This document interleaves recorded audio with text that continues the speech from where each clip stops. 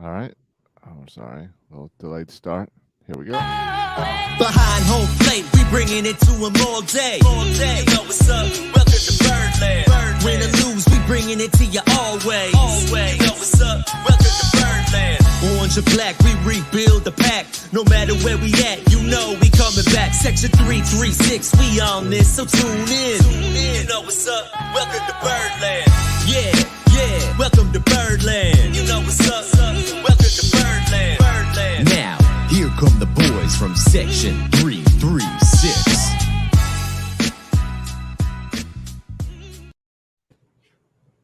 Ladies and gentlemen, boys and girls, Baltimore sports fans of all ages, welcome to Section 336, Next Generation of Baltimore Sports Talk. I am your endearing listening host, Matt Soroka. As always, I'm joined by the button lover, Josh Roca. Hey, Matt. How's it going? Recording a little later because we just had to wait till the end of that game. Yeah, I'm a big fan of the 6 o'clock starts. I like that. I do as well. You come home, you get upset for dinner, you're all good. Yeah, I do. I put the kids to bed, turn the game on around 7:30 on the MLB at Bat app, and then I can fast forward to the commercials, and I catch up right around the 7th inning to watch the end of the game live. Right. That works fine for you, except the problem is with the earlier starts.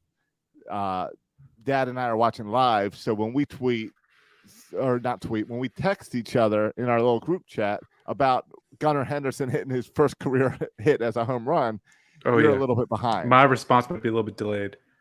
I sometimes have to silence those notifications while I'm watching the game. Yeah. Well, I learned that many years ago where I turned all the notifications off of the MLB app. Yeah. Because sometimes notifications would hop ahead of the video and stuff, so I've done that. Yeah, well, not much to talk about on today's show.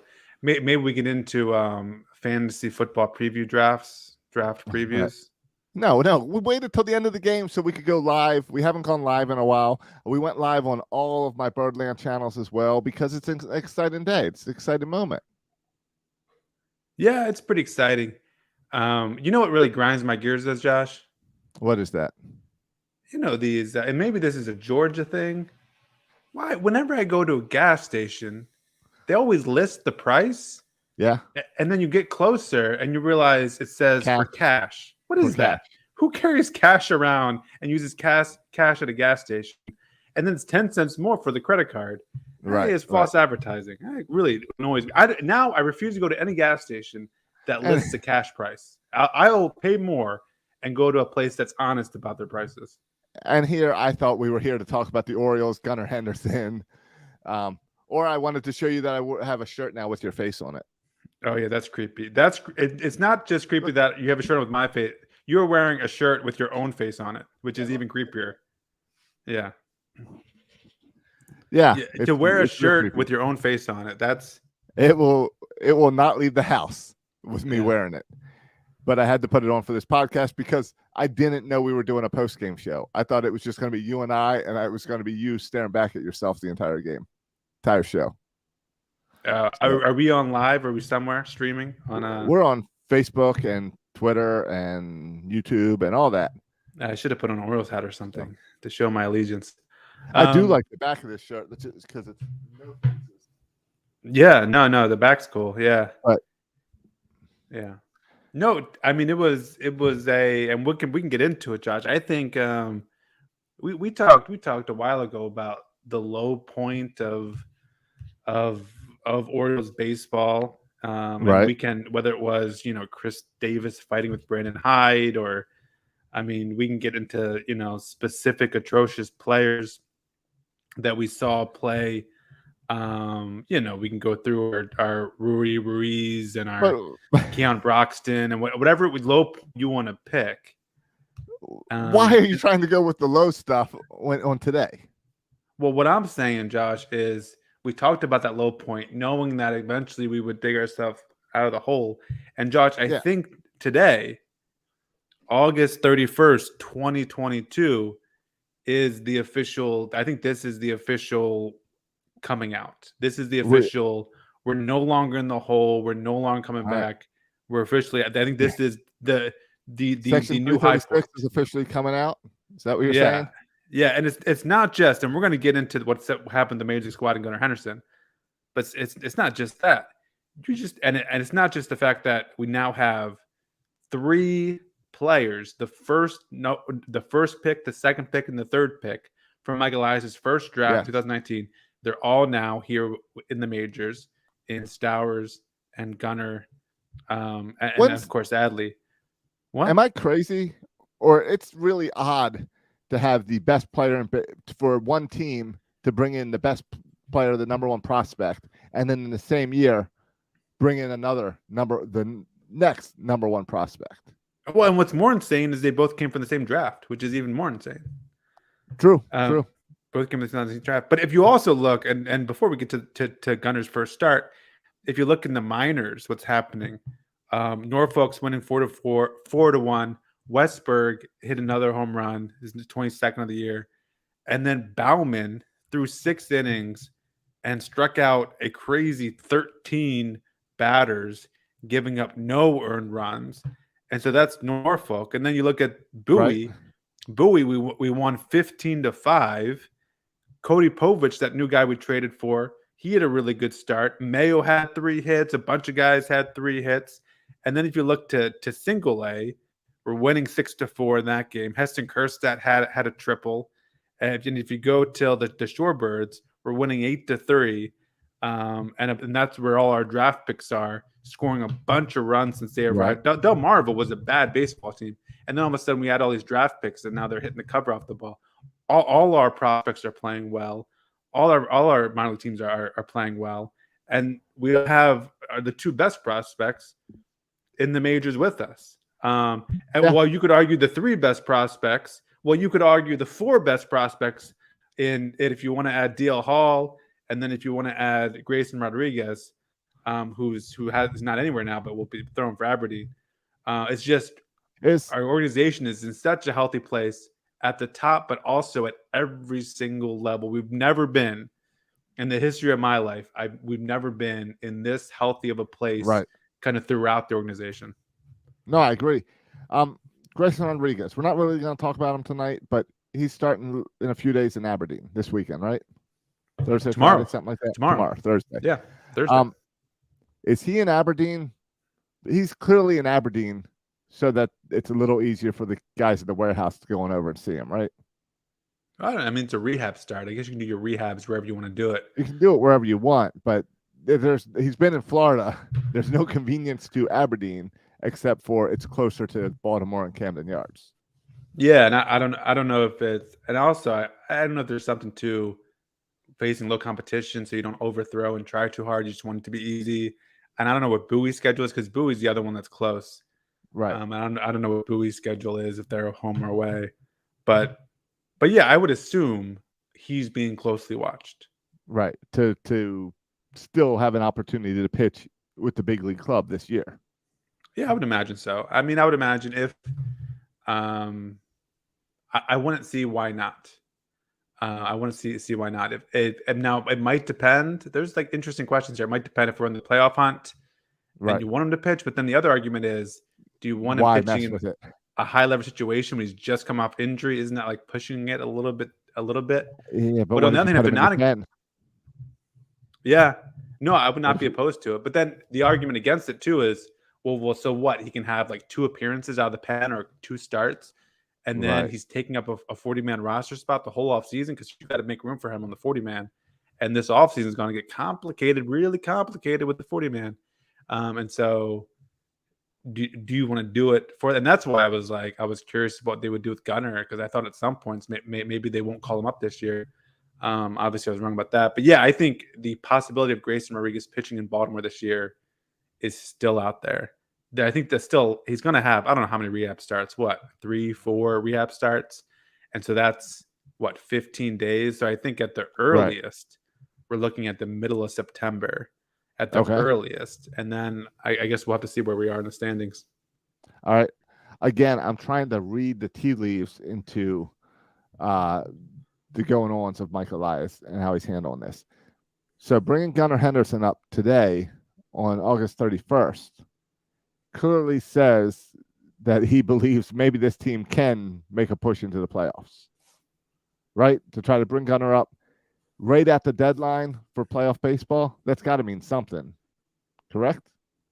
Yeah, I mean, I think today was the date. If you want them to be on the playoff roster, they Right. have to be on the 40-man today. Now, you could have like moved them to the 40-man without He putting them on could the have 26-man roster, or whatever. right. Um, but but no, like I think, yeah, these are things we'll never know. Like if the Orioles were not in the playoffs, if they were 20 games back, Would Gunnar be here? Probably not. Yeah, I Maybe doubt tomorrow. it. I don't know. Yeah, but I think the reality is, and we saw it today, like, and I just scoffed at anyone who said different.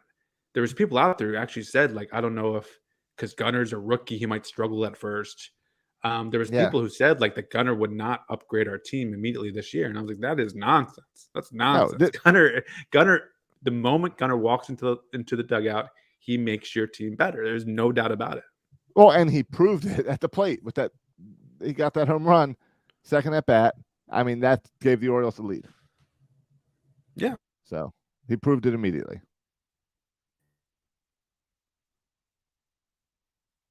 Offensively. So it's a jolt in the arm that we needed. And I hate all the comparisons to, well, Adley struggled the first month.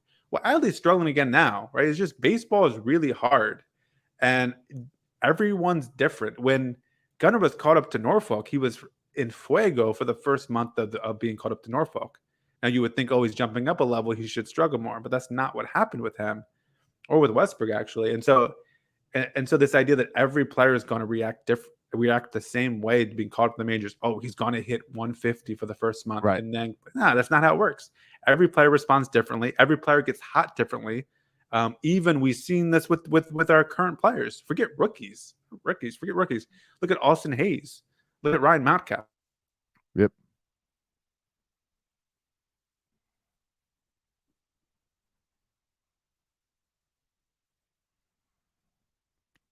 Matt, did I lose you? Or hey, Matt, I think I lost you. You there? I'm here. All right. I never left. All right. Well, you froze up on my side, so we'll see how it is in the recording. All right, but no. right. In the end, you go with better players, and differently. he's a better player than who he had out there. Yeah, 100%. And if you want to talk about who Gunnar today's playing third, I'm curious to see what they do with him. Is he going to be third every day? And what does that do for Ramon Urias, who had the other big home run today? Right. Is Urias now your DH? Well, does Urias move around? Does Gunnar move around? It's going to be interesting to see what they do with Gunnar in the infield. That was the thing that surprised everyone in the lineup, was that Rougned Odor still found a way to be in this lineup today. That he was in there with Urias on the DH. So if you put Urias, who's a better defender than Odor, you put him out in the field, then what happens and how does that balance? James in the chat is saying, was today Odor's last game as a regular? I don't know. Yeah. Yes, but Hyde's also seems like Hyde's good at rotating this DH spot. Yeah, I mean, I think Hyde would argue that Odor is the best second baseman on the team. I think Hyde would argue that until he's blue in the face with turning double plays. We saw him turn a nice double play today, or start a nice double play today. And I think Hyde really, I think Hyde really values Odor at second. So no, I expect Odor is going to be playing second most days. It does, I think, give Hyde more flexibility to move things around. Urias can play second base. Westberg, I think, can play second base. Westberg can play shortstop if you want to get Mateo a break. You think Westberg's coming up this year? Oh, I'm sorry. I meant Gunnar. I was going to say you're getting ahead of yourself. Yeah, I was going to say, what is he, Gunnar and Westberg? What's going on? Though Westberg, I think, would be an upgrade if we brought him up here and had him play every day. I think that would be an upgrade over Odor. No, I can't wait just for next year when Odor signs a 1-year deal next offseason. Everyone loses their mind that Odor comes back next year. I'm already pumped about that. Yeah, but that's not going to happen. I know we like to see when Birdland freaks out, but that's not going to happen. I think it will. It is fun to see your average common fan. We've been watching this all season as people get more on the bandwagon, and you're seeing that more and more. And it is fun to see people get excited again for Oriole baseball, especially as football season kicked off, and we've got all this preseason football, and yet everyone is still talking about the Orioles. That's exciting. That's fun. Yeah, and it's exciting and fun, even without the call-up of Gunnar. Yes. But I mean, because we're just coming off a series where we took two out of 3 against Houston, which was kind of incredible. And I know the bats have struggled a little bit, which Gunnar's here, so we don't have to worry about that anymore. But the pitching has been, the starting pitching specifically has been literally unbelievable against Houston. I thought, oh my goodness, like, and you keep on thinking, like, these guys, you know, Watkins, Voth, Kramer, like they're going to be exposed for the kind of 4A pitchers that they are, but they're not. And it seems like the further we get into the season, the more I'm waiting for the implosion to take place. And even when a small implosion happens, it happens with like a middle reliever. People hating on Baker. I mean, like, you can't have every arm be elite, but the starting pitch. I mean, Jordan Lyles to tonight was just incredible, right? To give up no runs against a good Guardians offense, and so but the starting pitching pitches halfway like this. And I know the schedule is terrible for us, right? But man, halfway like this, as we just had our best pitching in years. Yeah. Over the past week, it's not. Over the past week, and it's just against good competition, right? Because that's the thing for me that I think that's going to hold this team back, and that we need in the offseason starting pitching. But wait a minute, who's going to throw better than Jordan Lyles did tonight? There's no way. You can't do better than Jordan Lyles did tonight, right? And if you can get a starting pitcher like they have been doing to get into the 7th, because Perez and Bautista and Tate, these are our lead arms, and if you can skip the middle guys, and this is true for a lot of baseball teams, right? You can skip the middle relievers and get to the back of the bullpen. If our starters can get us there, and they are lately, and now all of a sudden you have Tyler Wells coming back. I don't know. Like, it's just, I was depressed when we lost the last game to the Astros, and you're thinking, oh man. And then all of a sudden, and on Monday, all the other teams a rough start with Cleveland, and then a rough start with Cleveland on Tuesday. A rough start against Cleveland. Our bats, we get 1 hit, and then everyone else in the playoff race wins the games, wins their games against took a step back competition for the first time in a while. Yeah, but then tonight, everything, it feels like a different world, right? It feels like, no, we can do this. We got the pitching. Gunnar gets that shot in the offense, the shot in the arm for our offense, and maybe we can actually freaking do this. So I don't know, but even if we don't, Josh, like, the point is, even if we don't, even if we're 3 games out, this is invaluable experience for all these guys to play meaningful games in September. They've never done that before. For Gunnar to be up here, getting against major league hitting, if for DL Hall to get some innings under his belt against major league pitching, and not just and also like high leverage situations that matter, I think it's invaluable for their development. And so even if we don't make the playoffs, I think all this is good. All this is good, and this is almost, I feel almost like this year, you had a good run at poker, you're up pretty good, and now you're just kind of playing with house money, and anything you win here is golden. But it's all kind of house money that you weren't expecting to win anyway, so it doesn't even matter. Right. You're already ahead. We're already, no matter what happens rest of the season, we're already coming out ahead for next year.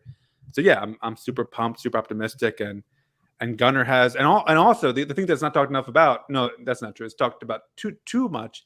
Is all these prospects coming up, Josh? All these prospects that we're calling up all have great hair, and that, of course, everyone's talking about a lot, but their helmets don't fit, and they have great hair, so it's a good combination. Yeah, it is. It's definitely an age thing, though, that they've got more hair than us. It's an age thing. I've been doing the whole college. I mean, you work on a college campus. I've been doing the college visits the past couple of weeks. Doing another one tomorrow, and it's the hair. That hair is everywhere on college campuses. Yes, I would imagine, especially in Florida. That's probably true. Oh, it's definitely a thing. Hey, you know what this is? This would be a Gunnar Henderson signed baseball, because I went to the Jacksonville Jumbo Shrimp Norfolk Tide game on Saturday night, and after the game took Owen down, and got to meet Gunnar Henderson, get the ball signed, and wish him luck for Baltimore. Didn't know it was going to come 2 days later, but pretty cool to catch him at the AAA level right before he got up there. Yeah, that's cool, and that's the way to do it. Now to I have don't like that conversations with them and get I don't like autographs. he signed Gunnar Henderson and put in number 13 on his because he was the 13 number. with the Tide, and it's like, come on, Gunnar, you knew you were going to get a 2.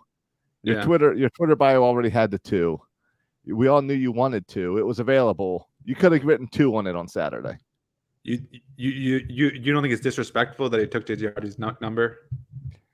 I am not worried about JJ Hardy's number. Someone had it before JJ Hardy, and someone will have it. Hopefully it'll never have another number 2 again. Let's hope Hall of Fame career and we retire that number.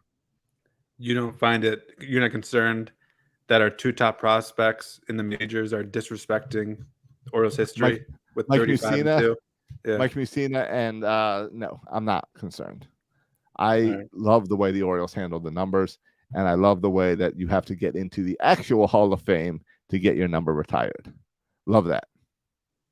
Yeah, the Yankees will run out of numbers. The Orioles will not. Yeah, the other cool thing about kind of all that we're seeing is with Adley and with Gunnar, even at 21, it's remarkable, is just the advanced approach at the plate. And yes. we saw that even with Stowers, even with Vavra, it seems like every guy that comes up, like Ryan Mountcastle, he snuck his way onto this team before Mike Elias was able to institute all his kind of developmental rules or whatever. Because every batter that comes up here, it seems to comes up with a really advanced understanding of the strike zone. Right. And that makes it just so much more enjoyable to watch, because Adley Rutschman has struggled the past couple of weeks, but even when he struggles, he's not swinging at kind of crazy balls like you see at Ryan Mountcastle chase or sometimes Austin Hayes chase. So it's just really refreshing how advanced these players are. Yeah, and I noticed it in Gunnar's first at bat today, where the first 2 pitches he didn't even swing. He watched him, and I was concerned for a second. I was like, "Wait, is this guy tricking him? Does he not have any timing down on this guy or anything like that? That curveball threw him off." But then on the next pitch, he makes good contact, slightly foul, and flies out. But still, it was like he was watching the first couple pitches and said, "All right, I see what this guy's doing," and then he did fine the rest of the night. Yeah. And that Quan, he made a great play with that ball in the corner, leaping up against the wall. That was a really good play. I think the Orioles probably challenged was Mountcastle. I didn't understand not challenging that. Hyde doesn't seem to like to challenge sometimes. I would challenge all the time. I would. Yeah, well, you only get 1 a game. You can be wrong. I don't think that's true. I don't think that's true. And then because I know the rule is you only get 1 a game, but I've seen them like, umpires, can you go ahead and just initiate your own review, and then the umpires do it. Exactly. I haven't seen the umpires say no to a challenge. Yes. Speaking though, I mentioned the slide back with Ryan Mountcastle. I also wanted to say, Ryan Mountcastle, this has snuck up on me a little bit.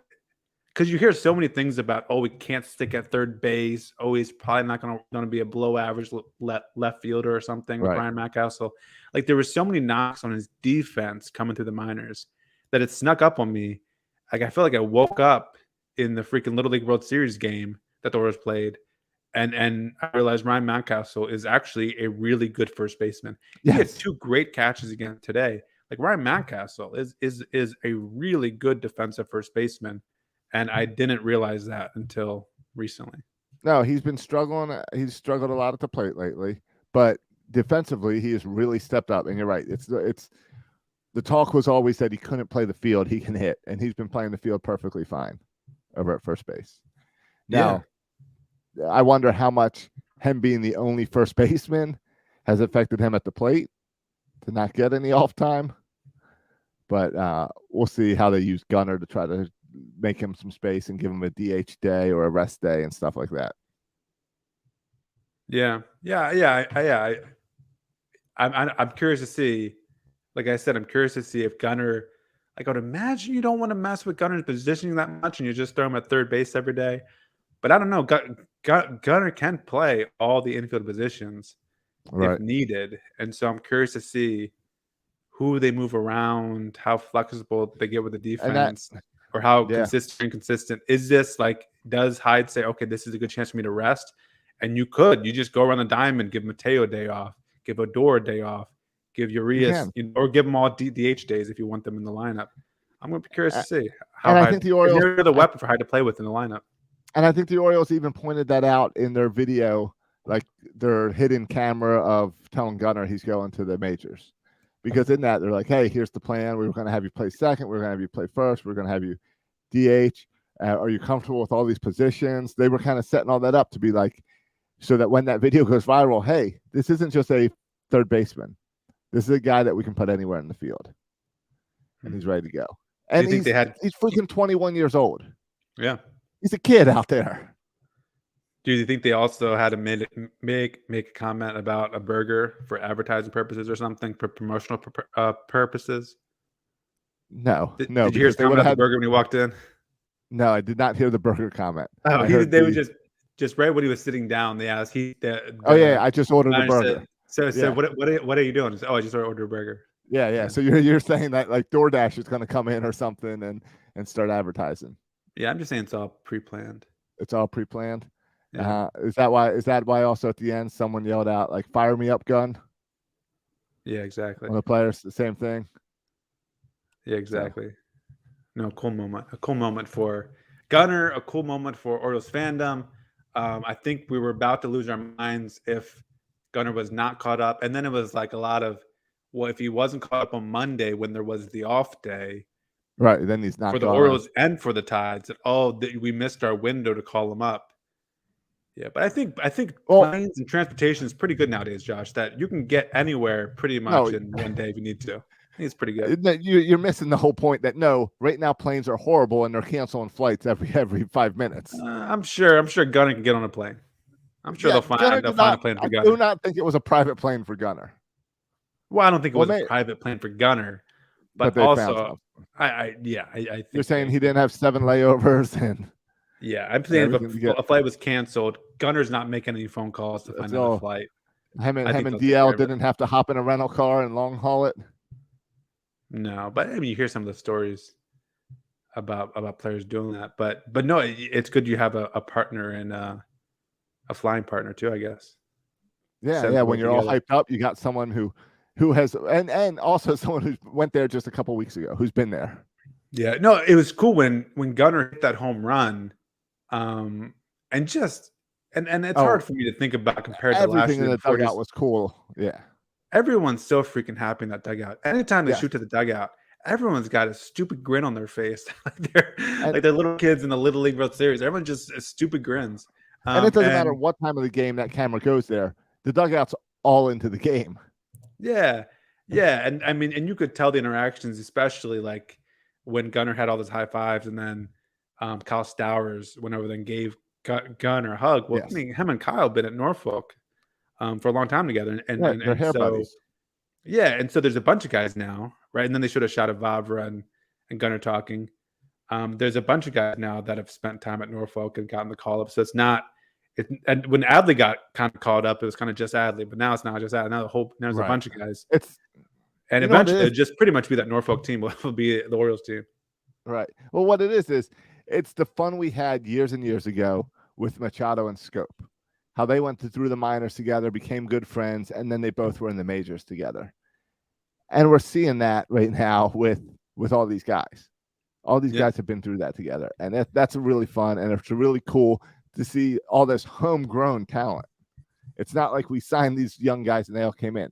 These are draft guys, homegrown. I mean, is half of our club now homegrown of the active roster? Maybe not half, but a good portion is. And that's exciting to start seeing. Yeah, I bet the majority of our offenses, our bullpen and pitching is where it gets a lot of waiver claims. But yeah, I was reading, I got a book from the library two days ago. Yeah, they do have libraries in Georgia. Were you surprised by that? Yeah, no, they have this actually this is my first ever 3-floor library. So we go up to the 3rd floor for the children's section. It's quite the library. Yeah. People in Georgia read. That's right. Well, I didn't know that. When we go in, we're like the only people there. So I guess I'll take your word for it. But I got this book for Silas. It's called like my very, very first book about baseball or something. My very first baseball book, and it's got a bunch of like pictures of like the Oriole birds in there, and it goes through a whole game like first inning, home run, like teaching all the terminology. And on the last page, Josh, the very last page of the book, it's a picture of Adam Jones slamming a pie into some dude's face. I don't know what who kind it of is. book Maybe is this? What kind of book it's is this? Is this all Orioles? no, it's all different players. This Look, guy I can wrote the show. book, I have a and picture of it. I and show the his screen. I took a picture of it. yeah, because he decided that his Is that Steve epitome Pierce? of I'm not sure baseball who that players is. having fun is Adam Jones pie and Nick Markakis. Yeah. Yeah, and so talking about having fun until Mark Trumbull stepped in there and put an end to all that. right. But Yeah, it does. was that the end of the book? Mark Trumbull came in and shut it all down. He's No, the villain. this was actually the last page of the book. Part 2 is when Mark Trumbull's revenge. I haven't read that one yet. That's the kid's second book about baseball. That's not always fun, but it does. It feels like it doesn't have. This team does not have Adam Jones, but this team does kind of. You're right. Feels like that. I would throw Adam Jones in there with that Manny Machado and Jonathan Scope, and you seem to have those guys, right? Those kind of Torino seems to be that guy. People say adores that guy, but then you also have kind of more stoic guys. Like I don't know, you can't make direct comparisons because everyone's unique and their leadership styles are unique, but more kind of quiet leaders, like maybe an Adley Rutschman and your Nick Markakis type leader. That's not fair to Nick Markakis or Adley Rutschman because they're just different people. But that it seems to just what I'm saying. It seems to have a good blend of loud voices and leaders, and it seems to all kind of mesh pretty well. Maybe Santander is that quiet leader type too. I don't know. It seems to be a good mix. It's just fun. It's just a fun team that's enjoying each other, and I think Oriole fans in Birdland are really enjoying it just as much as the players are. It's just fun, and it's more like you can't even compare this to 2012, 13, 14, all that stuff, because that did come out of nowhere and it was fun, but it's not like this, which was a systematic tear down, rebuild. And we've been talking about it. We've been pretty high on Mike Elias from the start, saying, all right, we're going to trust this process. We're going to follow it through. And I know it's early, but you see a team like Detroit that should be a year or two ahead of us on the rebuild, and they just fired their GM because it ain't working. And right here in Birdland, it's working. And it's a little earlier than we expected, but it's working. And it's fun. Yeah. I mean, my biggest issue with Elias was always I thought he was given too much praise when he hasn't done anything. Like it was weird for me to see people keep on praising Mike Elias as he piled up 100 lost seasons, right? And I understand, like I'm not Buster Olney here. I understand what was happening. I understand they were investing in technology. They were investing in coaching. I mean, we talked to some of the coaches that they went on to hire. I mean, these are young, smart dudes who use a lot of the sabermetrics in their coaching. I understand they were investing in international stuff, which we haven't really even seen the fruition of the investments in the internationals kind of scouting and signings and development on that side of things. But the ability, I guess what has been most impressive for me is not the draft. Yes, they draft Adley. Honestly, anyone would have drafted Adley with the number 1 pick there. Right. I think what's been most impressive to me, Josh, is just how they take these pitchers who have mediocre track records and turn them into great pitchers. I mean, Felix Bautista, I mean, he was a guy that was signed by Dan Duquette, I think in 2017 or 16, way back. And kind of he's figured it out. And you would say, okay, well, that's one guy who's figured it out. It happens. But it seems like that has happened times 10, right? Where you got a guy like Austin Voth. Oh, just all of a sudden he figured it out. A guy like Dean Kramer struggled and then figured it out. Guys who were DFA'd, Perez, all of a sudden now he's elite back in the bullpen arm. Dylan Tate struggled, kind of inconsistent, kind of tend to figure it. So Mike Elias' ability to not just draft, right, and not just do international signings, but to actually improve the level of play from major league players, to me is, I guess, was a little bit unexpected for me. And that's why we're having success this year and not in 2023. Because some of these no-name guys who you wouldn't expect to play well have played really well. And I think that's a credit to our development, our coaching, the information the players have, and all that points back to Mike Elias. Yeah, no, I agree. So just think about it, right? Like this is Gunnar, Adley, Stowers. This is the first wave of Elias guys. Yeah. Right? Elias drop picks. This is the first wave. Elias drop picks. Huh? Hall was Hall Elias? No, Hall was Duquette. All right. Got it. Rodriguez was Duquette. So this is the first wave of Elias guys. And so you think, well, the next wave, oh, by the way, the guy they drafted in, was it 2021, Colton Cowser, he just got promoted to AAA after crushing in AA. So all of a sudden, I mean, hopefully the waves will keep on coming. I know Jackson Holiday just got his debut in Marva. And so hopefully this will be kind of the first wave. But this is just the beginning, right? This is literally just the beginning of the investments. This is what Michael is supposed to be an expert in, right? The draft and development. This is just the beginning of it. So imagine if he can take mediocre players and have them play well enough to kind of be in the playoffs and well above their career norms. Imagine what he can do with actually talented players, right? Imagine if he plays Jordan Lyles with a actual, I don't know, Rendon, or I don't want to throw out these names we'll never get, but an actual great Rodriguez, right? A Grayson Rodriguez, someone with super talent. Imagine what he can do with that. So it's just everything to be optimistic and excited about, both for the month of September and going forward. Well, right. And it's like this year we've got 2 options for Rookie of the Year with Batista and Do you think Gunnar deserves to be recognized for Rookie of the Year after his first game that start today? No, they've already sent the sheets out. Oh, have they? I was just kidding. Yeah. Oh yeah, you didn't notice? They sent the sheet out. There's 3 names on the sheet that you can vote for Rookie of the Year. 2 of them are Orioles. That can't be right. I believe so. I believe I read that. True. That's not true. Oh, you think I'm just making this up?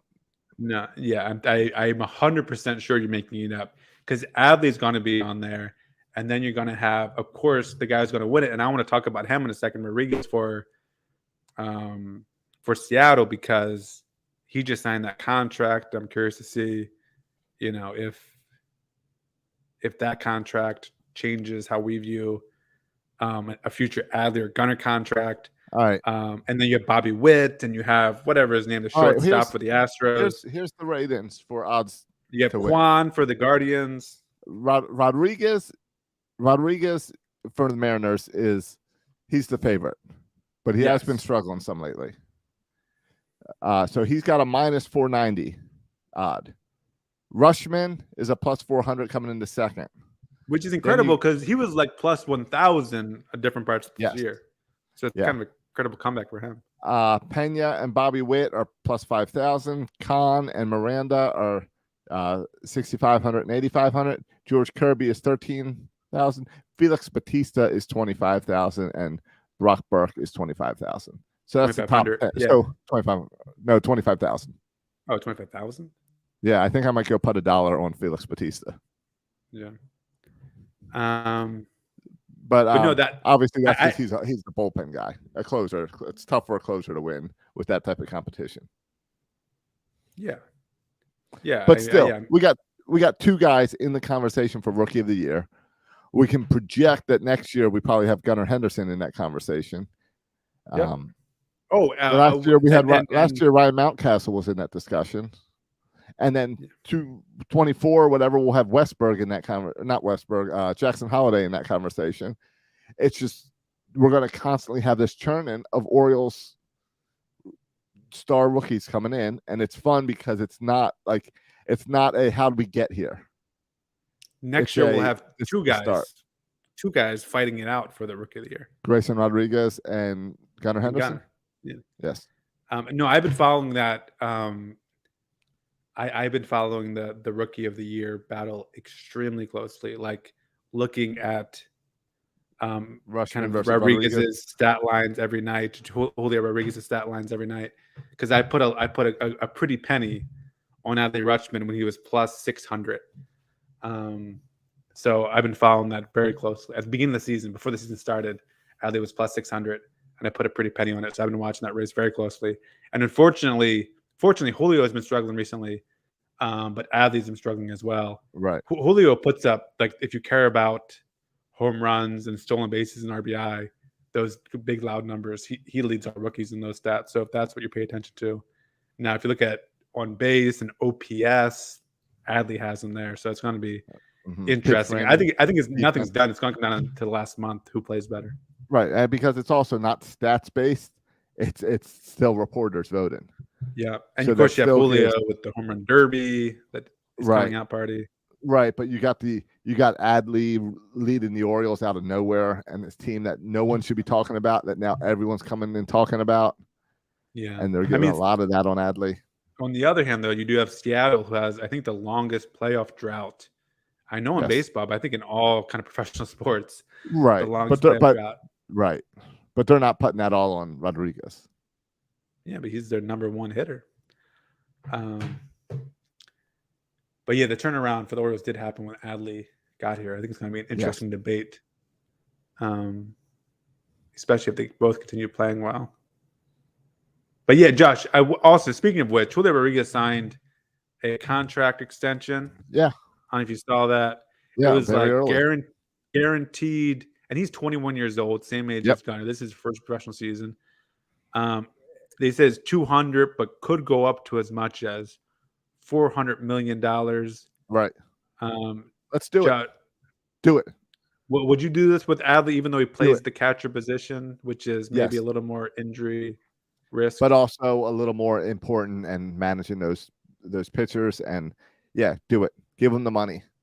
I think we're seeing a lot of this, I guess, because of football season starting up. We're seeing a lot of that with quarterbacks, and maybe it's just a Lamar contract. So we're seeing a lot of that discussion there, and how Cleveland screwed that up and overpaid for one quarterback. So now everyone feels like they have to, every quarterback wants that price tag, but every team doesn't want to hit that price point. I think that in baseball, you're going to start seeing something like that because of Seattle, because they paid so early. When you've seen a lot of teams, the history of baseball has been play that rookie contract out as long as you can.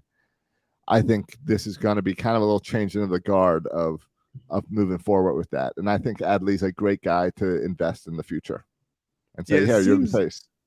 It seems like, and I have to go back and look more closely, but it seems like most of these deals, whether it's an Ozzie Albies or most of these deals have worked out for the teams, right? Even we talked, even the Franco deal that the long-term contracts when they're young seems to work out for the team. When they're older, it seems to work out for the player. Yeah, but I guess the difference, we've never seen a deal with Julio Rodriguez where it's like, it seems like some of those other deals are like the players sign them because they understand that they could get injured. They want more money now up front, where it feels so they're taking it at a discount. It feels like Julio, 200 can make up to $400 million over the course of 14 years. That doesn't seem like a discount. Like they're paying him top dollar, like he's a top player in the majors right now.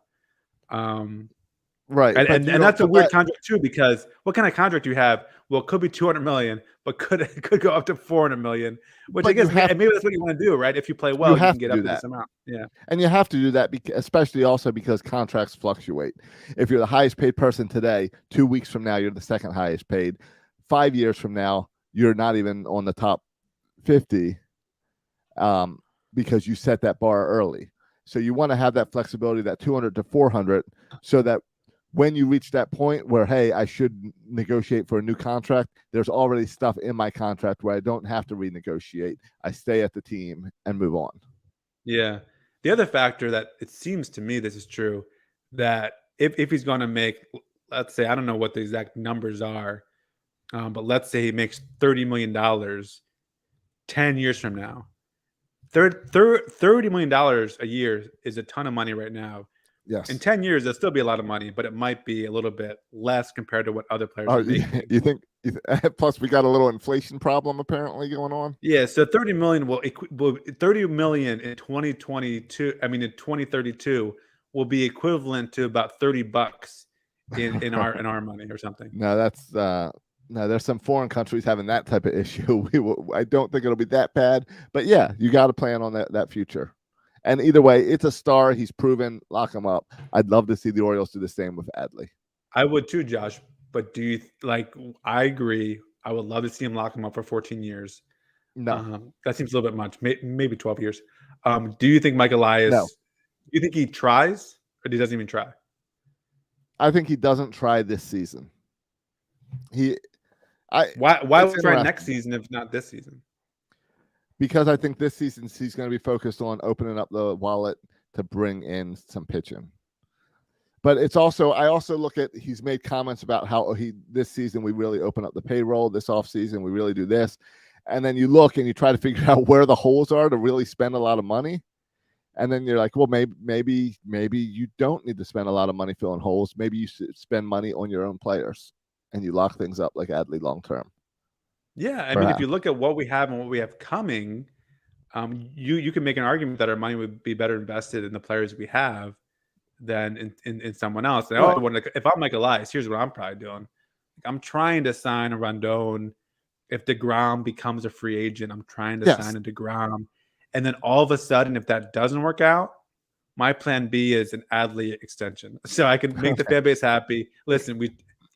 Peter, you already gave me this money. No one's coming. Yeah. Let's give it to Adley. We'll lock it up and we won't have to have this conversation. And look at the inflation. It's all going to work in your favor anyway.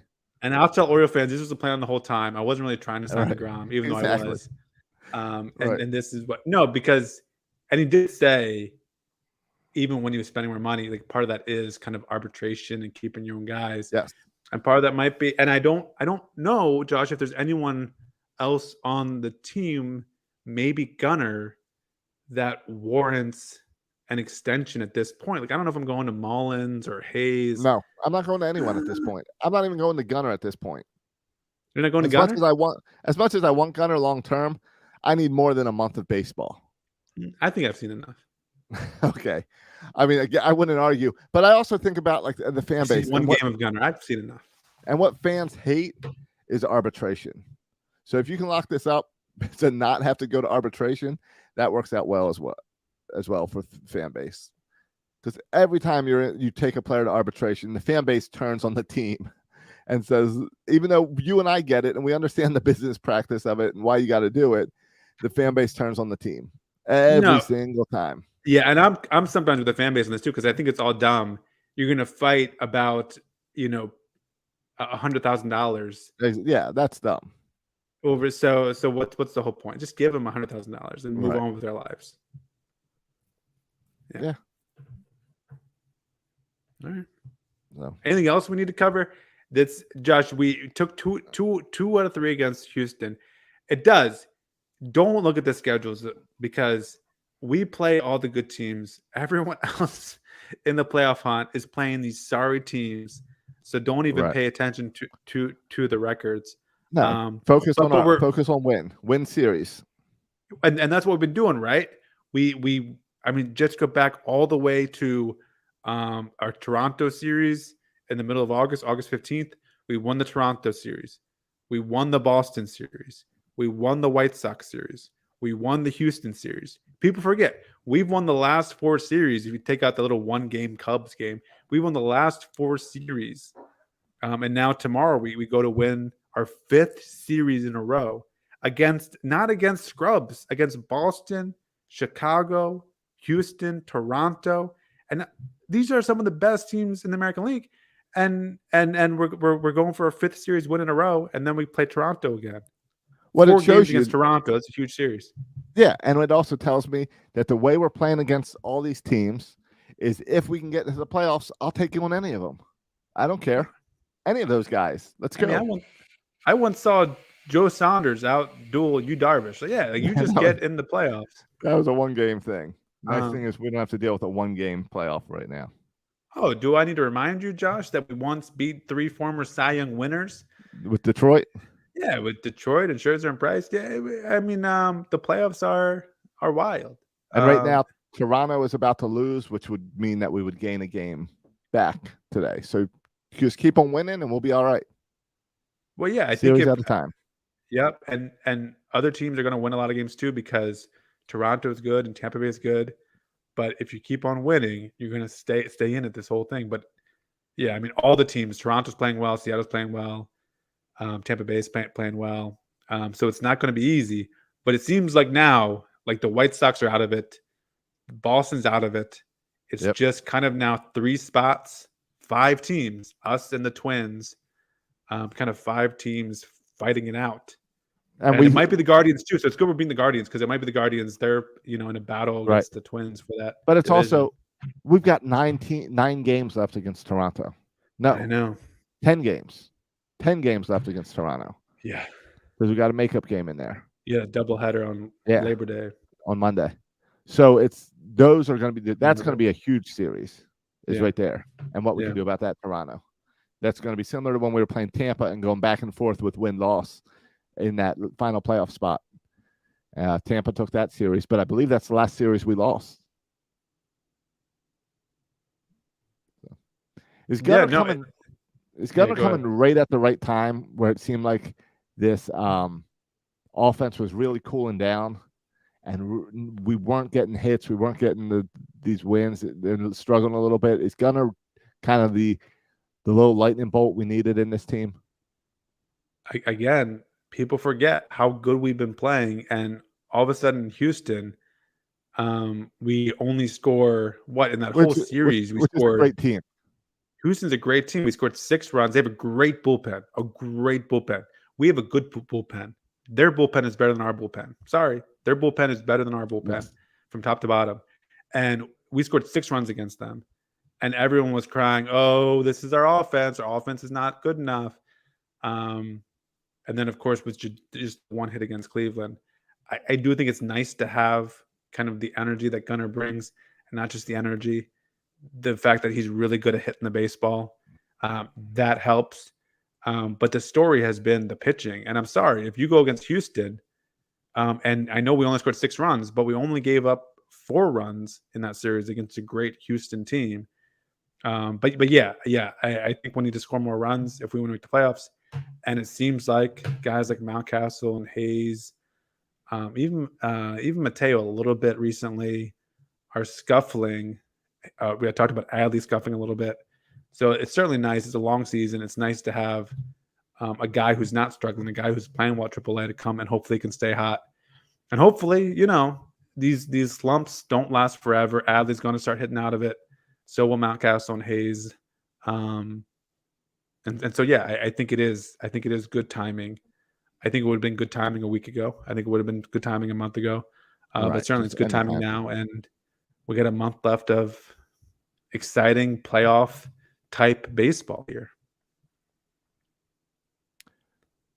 All right, and we showed like we can go against anybody. We can win any series against any team in baseball. Yeah, totally. So my bookie, sorry, you're going to continue to lose money with the Orioles. What's DL Hall up to? Is he going to be a bullpen guy? We're not going to see him start again, right?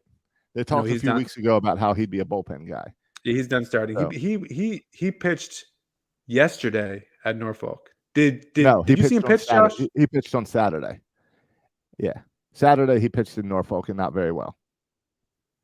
Gave up a 3-run home run, I believe. If he pitched on Sunday as well, it was out of the pen on Saturday. Yeah, he pitched again, I believe. And anyway, it doesn't matter. The fact is he's going to be a bullpen arm. And he's going to be here, and I'm curious to see how they use him. But goodness knows, our middle of the rotation could use help. And I'm looking now. Yeah, he pitched yesterday. Okay, so he pitched yesterday, an inning and a third, no runs, 1 walk, 1 strikeout. So what they've been doing is putting him in that bullpen role and back-to-back game nights to see how he handles that to get him ready to come back as a bullpen. Well, no, it wasn't back-to-back. That was Tuesday. And what Saturday? So it was Tuesday. So Saturday and Tuesday. You're right. Yeah. You're right. I was so used to doing a Monday show. I was thinking today was Monday. Yeah, and I think DL Hall in the bullpen solves a couple problems. I don't think they're fully ready to have him start because he's not consistent enough. He could come out and be lights out. He could come up and not locate his fastball and give a bunch of runs. So it's not good to have him start every 5th day when you're in a playoff chase and he's not consistent. The other thing is there's this whole innings limit, and he's already it's amazing he stayed healthy all year. That's the biggest start with DL. But he's already thrown a bunch of innings. I think they want to minimize the innings he has left. So this is a way for him to not throw a lot of innings by being in the bullpen while also giving him kind of some major league experience. I would be very surprised if he came in any high leverage situations. I think he is the game is, out of hand, 4 or 5 runs either way, and he's going to come in and try to get an inning or 2 in.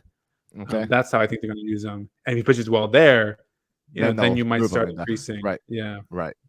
But that's just for this year. I assume next year, no matter how he pitches this year, he goes back in the starting rotation, at least back in competition. At least that spring competition. We don't know what big arms they're going to sign. We assume they're going to sign at least one big arm. And then that really makes the 5-man rotation a little crowded. Yeah. And DL Hall, honestly, has done nothing so far to say he has earned a spot to be guaranteed in the starting rotation next year. So I don't think it'd be surprising if he starts next year at Norfolk and then hopefully pitches well. But I think this is a big offseason for DL Hall. He stayed healthy all year. Let's give him an offseason where he can kind of work on this stuff. And I think the Orioles are great at this pitching development, targeting individual players and what they need to work on. And so I'm really excited to see an offseason of DL Hall working on stuff, having to come back next year. I think next year could be a big year for him. And the innings limit will be still there, but he can throw a lot more innings next year compared to this year. Right. So, all right. Well, the future's bright. The future is bright. That's the theme of this podcast. Even more. Yep. The future is now. It's good now, and it's going to be better next year, and probably better the year after that. It's all good here in Birdland. And that's what the Orioles need with Lamar Jackson going to the Dolphins. This is what the Orioles need. Is that's your prediction? You're just throwing it out there early? No. I mean, you saw he liked he liked the picture on Instagram picture or whatever it was. It's just funny. Speaking of predictions, I believe my bold prediction was Gunnar Henderson up here before September. I believe that was my bold prediction back in March. You might want to go check the audio for that. I don't remember. I'll check the audio, but I believe I got on the Gunnar Henderson bandwagon early on there. It throws off my New Guy Fridays a little bit. This is not New Guy Wednesday is not as fun. And I've waited a couple of days. Yeah. So, hey, we got a couple of reviews, Josh. You see those? All right. I do. I got them right in front of me. Right. Thanks for going on over to iTunes and writing reviews for us. The first one up is Oyster Ryan, who says it's a great mix of a true crime drama, referring to the PlayStation 5s, and a Disney sports movie with, cross your fingers, a happy ending. Have been listening Brody would appreciate that. Since the Disney. I don't understand. Yeah, I don't understand the Disney sports reference, but I'll take it because it's a 5-star. Let's go. No, because this is like Angels in the Outfield type stuff, Rookie of the Year type stuff, where the Orioles are the Cinderella, to use a Disney movie, Cinderella team this year. Gotcha. So this is like the Miracle hockey movie where they came out of nowhere. All right, have been listening since the original Burt days. I like that. I like the original. I'm an original. Burt was on last week. Yeah, I know. Love how this podcast reminds me of sitting around with friends talking O's, except with more knowledge. Always look forward to each week's episode. Hey, he even thinks we have some knowledge. Well, I think he's talking about me there. You are the friend without knowledge. I'm the friend with knowledge. I think that's how that I'm works. the friend without knowledge? Yeah. All right. Well, Marilyn Domer also hopped in here with true Baltimore fans. 5 stars, of course. If you love hanging out with your best friends and talking about the O's, this podcast is for you. Just 2 brothers talking about what they love, their families, and the Orioles. Yeah. Guess we've had some family talk lately. I don't remember because I forget this podcast as soon as we record it.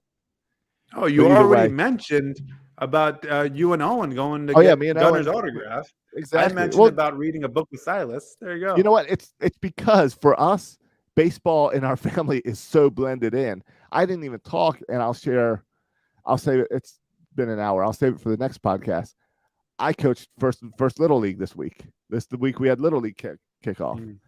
So I had the experience with that. I'll give you a story next week of that. And I just signed up for Silas for Little League starting next week.